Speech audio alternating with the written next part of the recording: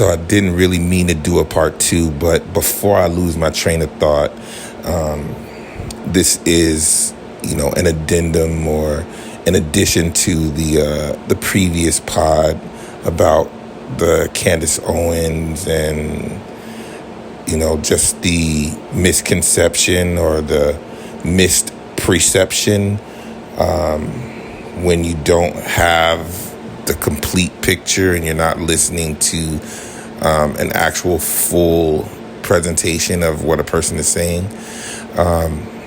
Something that she's talked about in the speech triggered a thought of mine that was kind of separate from the actual medium dive into Candace Owens. And it had to do with how we characterize things in our atmosphere, like how we characterize people, places, and things that we are exposed to. And I'm going to focus this in on when we're talking about systems, whether it's systems of governments, whether it's religions, whether it's thought processes, whether it's perspectives, just how we give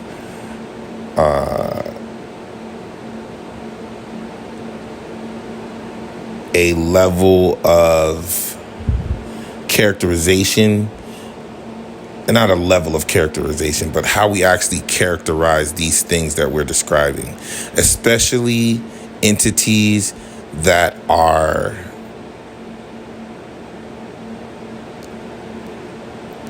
given life by people. And what I mean is government, let's say political or economic systems. Most political or economic systems, in one way or another, they're designed to actually work. Like, those systems would not garner any type of credibility if, upon examination, they didn't actually function correctly. Many times, it's the application, and it's not even the actual application. It's who is applying and utilizing these systems that give characterization to the actual system that we're describing. So Candace, in one of her speeches, spoke about misinformation that is given to Black America. One of which that America is not a racist country. And I had to sit with that for a moment. Because I have my own personal belief for specific reasons, but it made me pause and actually examine what I would mean, or what that statement actually means, and how I interpret it, how I, take it in, accept it, and does it feel like it's an accurate statement? And, looking at the document, the actual document, the Constitution of the United States, and thinking about the men who wrote that, their mindset, the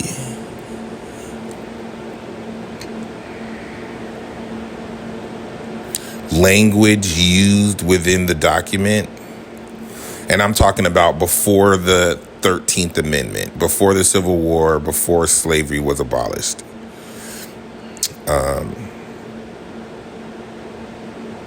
Because I feel like within my small bit of research, politics and political campaigns, they use, I don't say they use turn of phrase, they know how to position their commentary in a way that is difficult to discredit.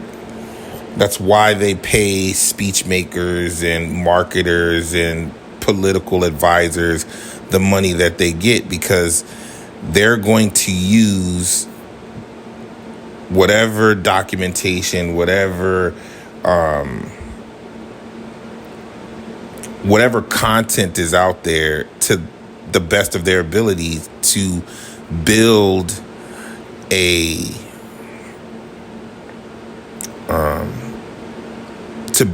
and fortify a presentation that seems infallible.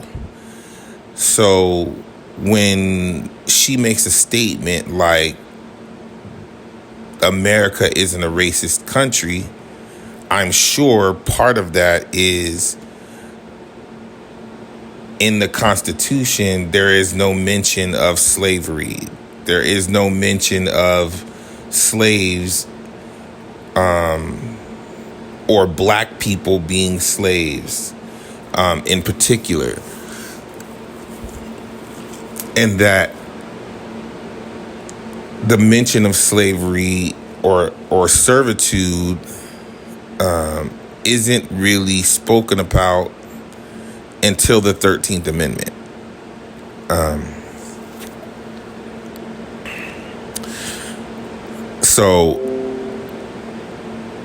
And this isn't really to debunk what it is that she said. It's more just to, again, I'm a writer, and words mean a lot. And so I interpret them the way that I interpret them. And I like to give clarity beyond the general understanding, because I understand the games that people play with syntax. So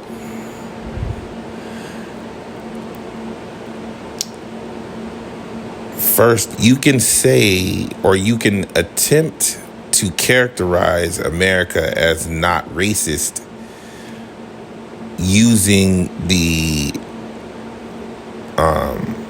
perspective of there not being necessarily racist language within the documents that are the foundation of America. But you cannot separate the documents from the men who wrote those documents. So if the men who wrote those documents did not see black people or Africans at that moment as more than 3/5 of a human, 3/5 of a man, then that's racist.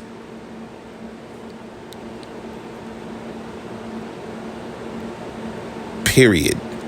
There is no way to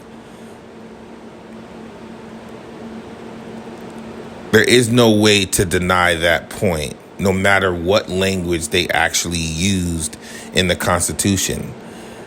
And for all intents and purposes, the reality is the mindset at that time is that they were,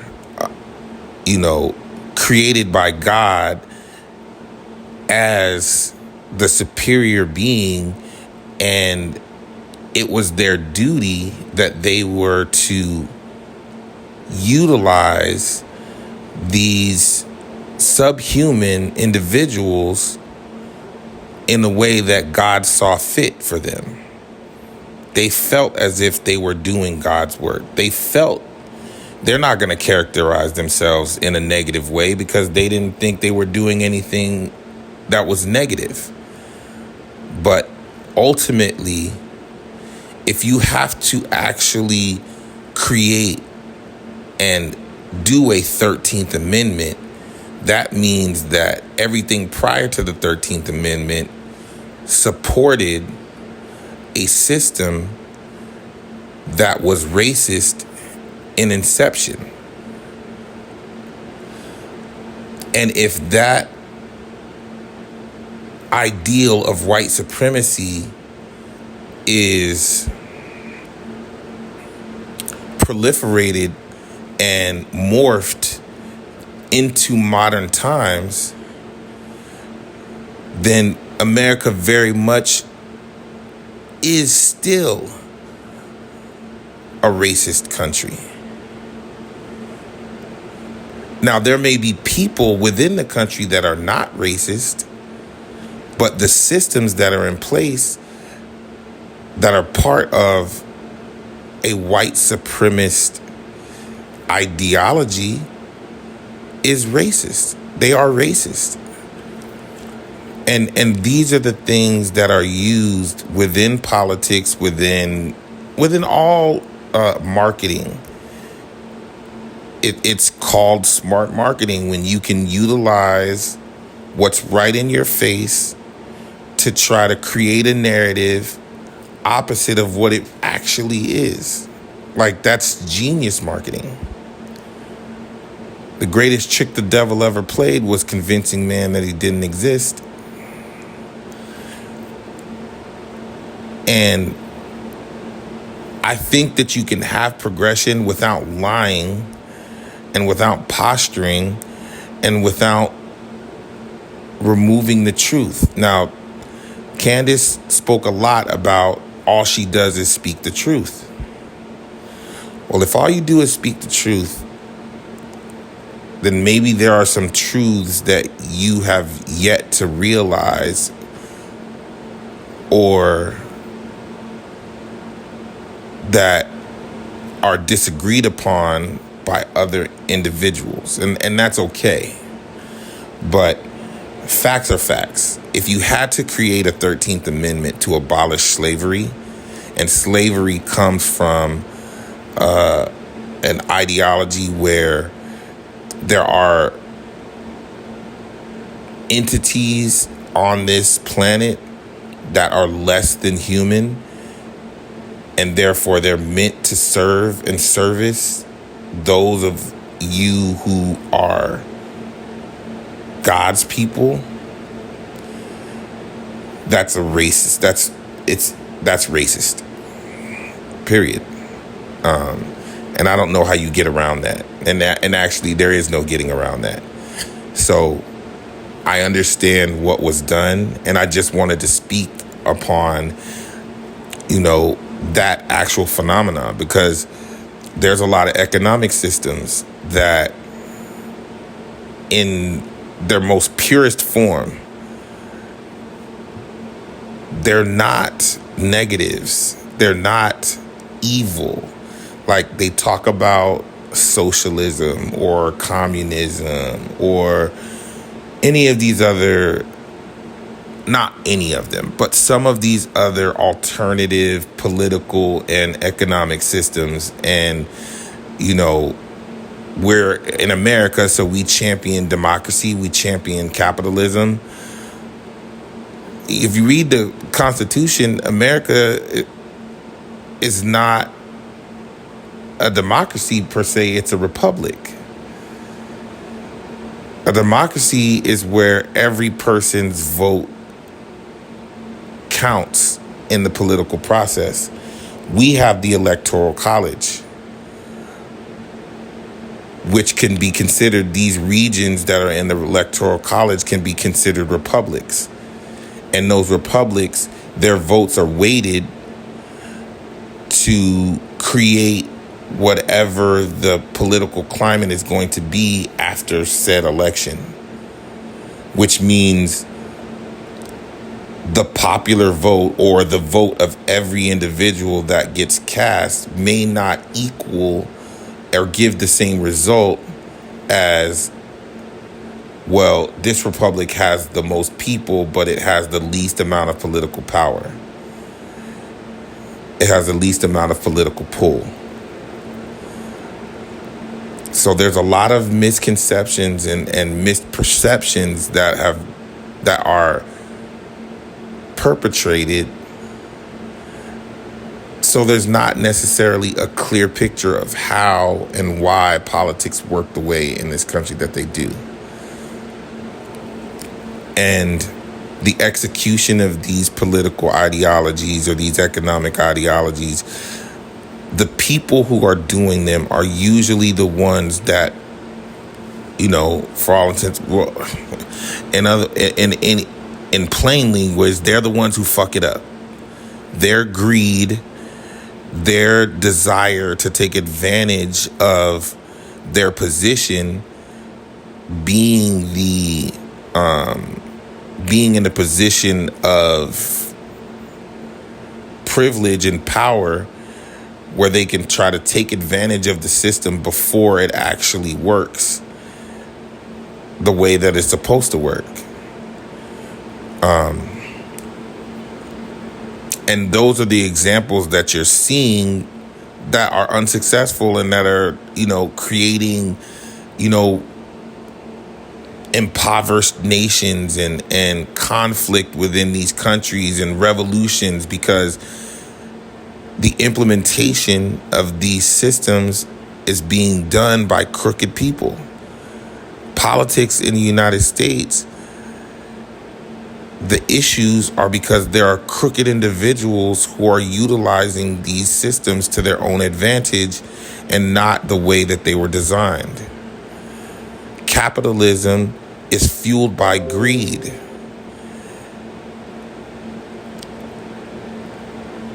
In this country, in its current form, capitalism is fueled by greed. And maybe in its inception and in its spirit, it's fueled by competition. And where competition will drive industries to excel,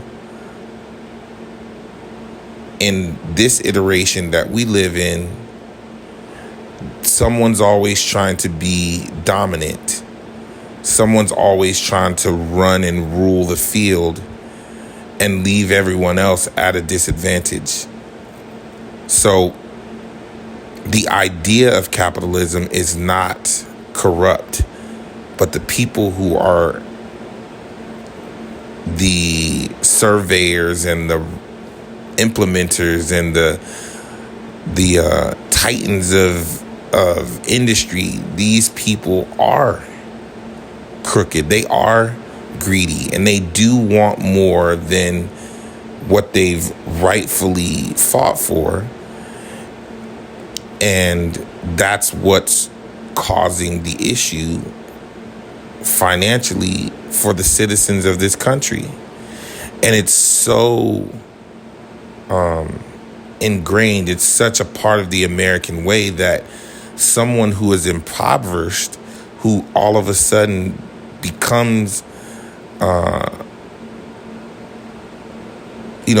goes to the other side and no longer has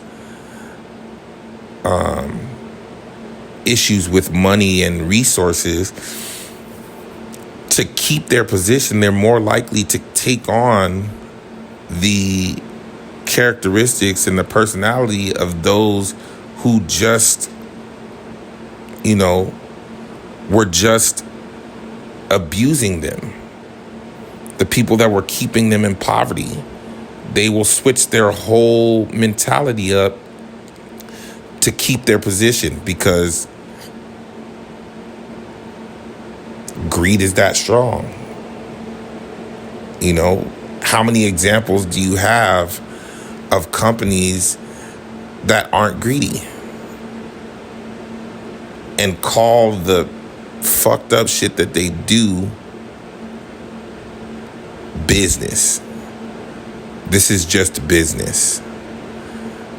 No, there's morality in business, and unfortunately, they've normalized removing the morality from business practice. Almost so much so that you're ridiculed if you try to be fair. You know, if there's transparency and people understand what's going on, and, you know, people aren't trying to take advantage of the system on either side, the picture of the poverty level, the middle class, and the rich, that picture looks way different. But as it stands, we live in a nation that promotes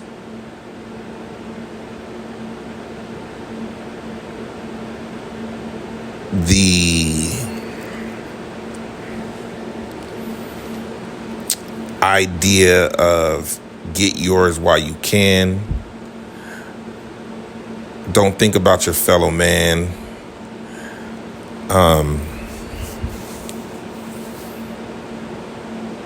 Take advantage, because you never know when you're going to get another chance. And there's no prosperity for all. You know, the American dream, we're living on a world with a finite amount of resources. You know, so when they have those statistics about the top 1% of, I don't want to say top, but there's 1% of the population that has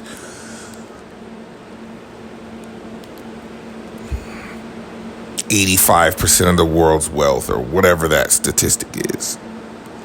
That's how it happens, because people are greedy.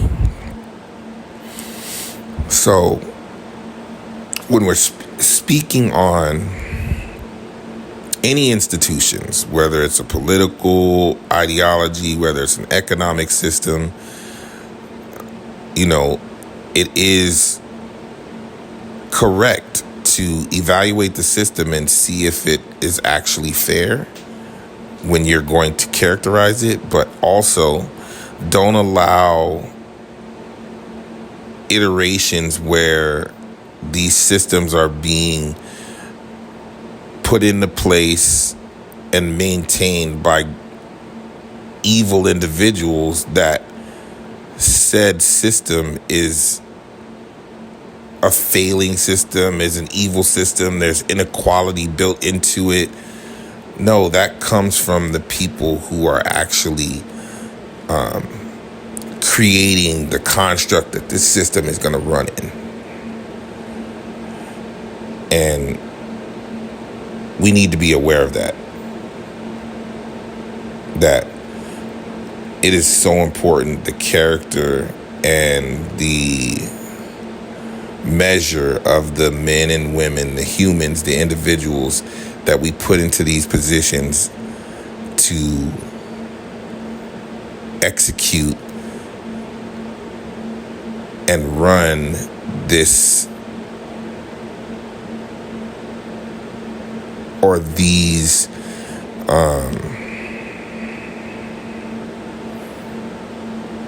systems, so our existence can continue on in the manner with which we live it. We have better people in charge. We'll have a better outcome. We'll have better systems. We'll think more highly of our country. But as long as, you know, America has a fascination with crime and getting it however you can, regardless of the circumstances or who you actually damage within the process, it'll never reach the heights with which it's supposed to. Okay, that's all.